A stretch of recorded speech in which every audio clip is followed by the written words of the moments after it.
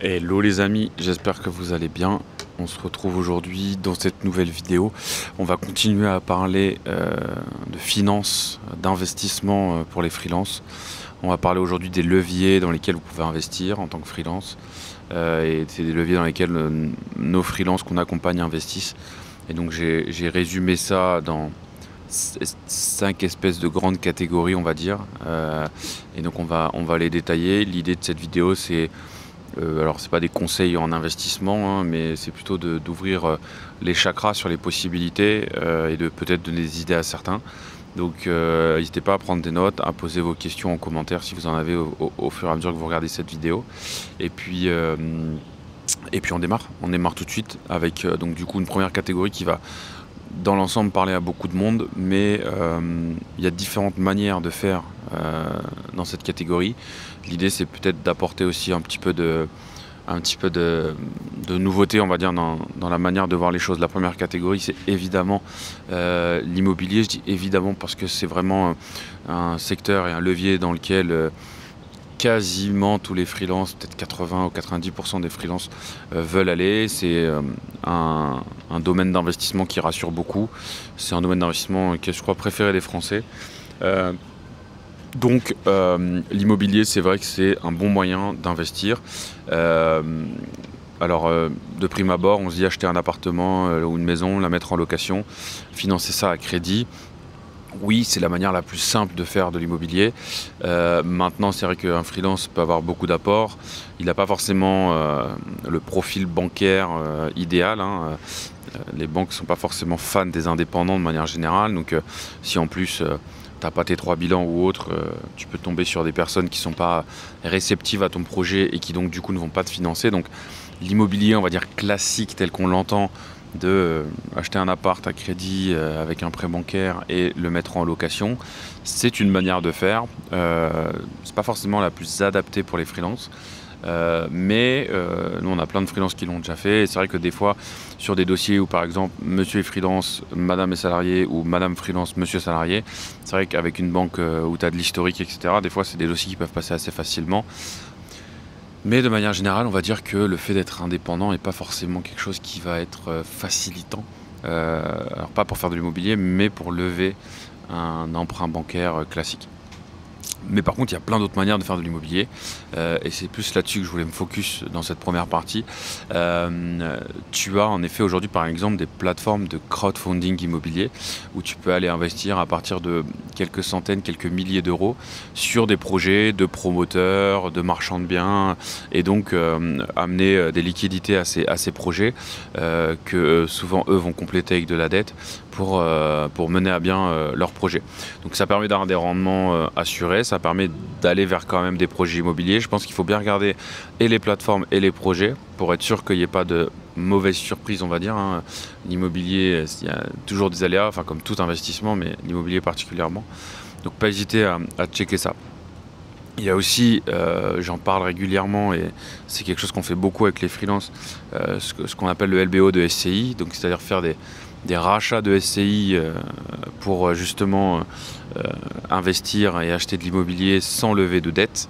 Donc l'idée c'est que plutôt que de lever de la nouvelle dette pour acheter un immeuble, on va récupérer la dette qui est déjà dans une société avec qui détient elle-même l'immeuble.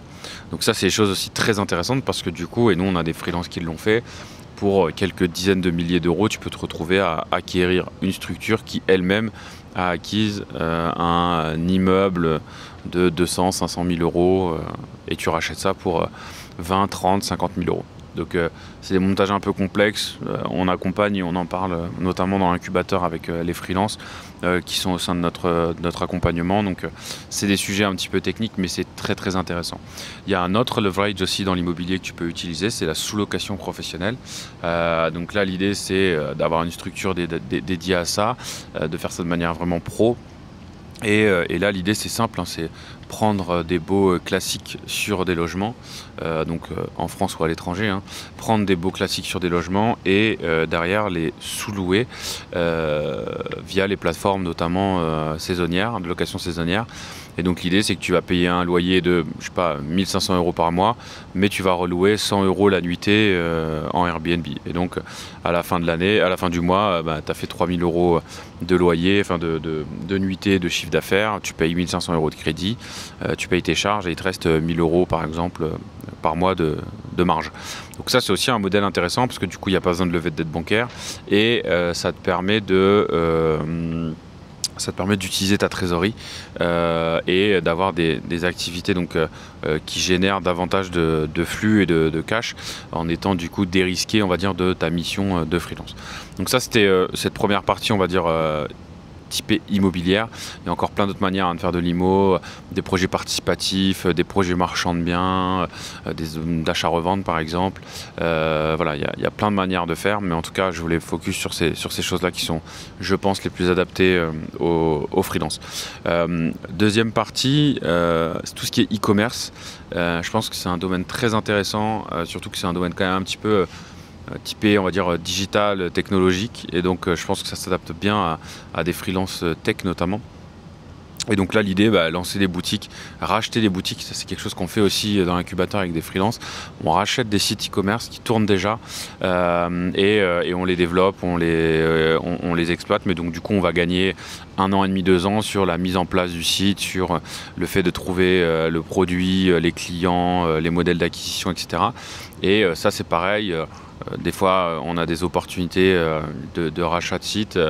Des sites qui vont faire plusieurs dizaines, voire plusieurs centaines de milliers d'euros et qu'on va pouvoir racheter quelques dizaines de milliers d'euros avec des deals structurés des fois où il y a de l'earn-out pour le vendeur et donc ça évite de sortir trop de cash au départ. Enfin voilà, il y a plein de manières de structurer ces deals là, mais ça c'est très intéressant parce que de base, si on le crée, ça demande peu de capitaux. Si on rachète, ça demande un petit peu de capital, mais si c'est des bons deals, ça peut vraiment très très vite être rentable. Nous on a des projets qui ont été amortis en l'espace de 6-9 mois, donc c'est assez rapide sur un retour sur investissement de l'ordre de 30 à 60 000 €, on va dire. Donc c'est quand même assez rapide. Après, dans le e-commerce en lui-même, il y a plein de manières de faire. Donc, il y a des trucs typés dropshipping, du print on demand, ce genre de choses-là.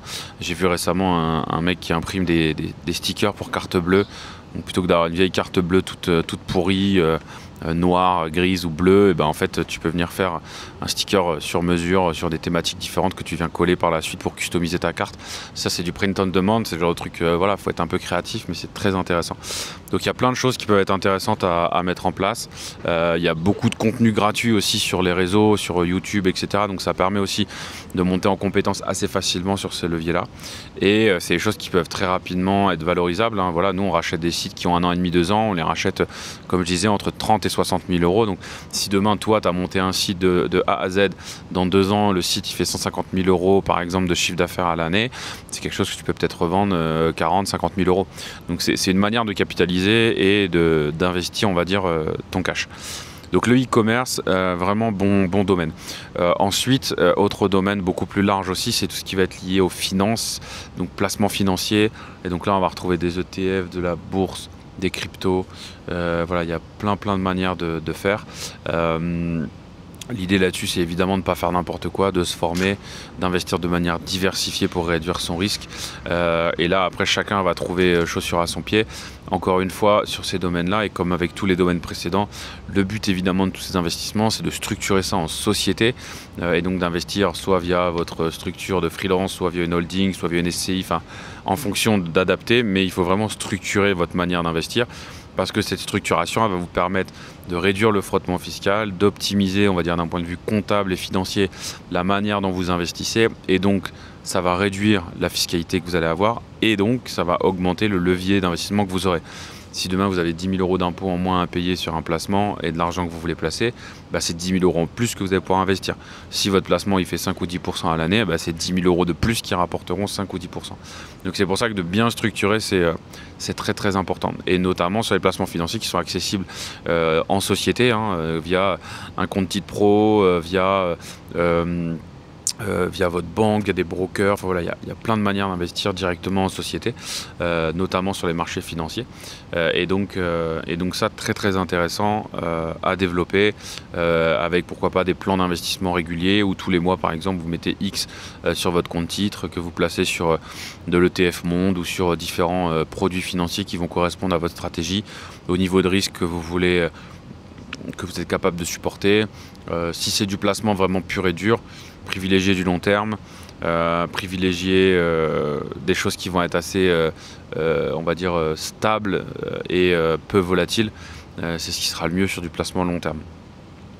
Et enfin, non, avant-dernier point, il y a tout ce qui est lié aussi au monde de la formation et de l'information, j'ai envie de dire.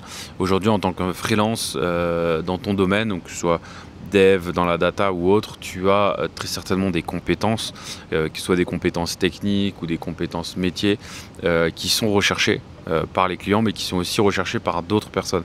Aujourd'hui, si par exemple tu bosses dans la data ou que tu es un DevOps confirmé, tu sais certainement utiliser des outils et des plateformes que d'autres souhaitent savoir utiliser. Et ton expertise et ton expérience, clairement, valent de l'argent. Et donc aujourd'hui, tu peux tout à fait monétiser cette expertise en créant des programmes, des contenus, des programmes de formation, du coaching, du one-to-one, des e-books, des livres, enfin bref, il y a plein de manières de faire.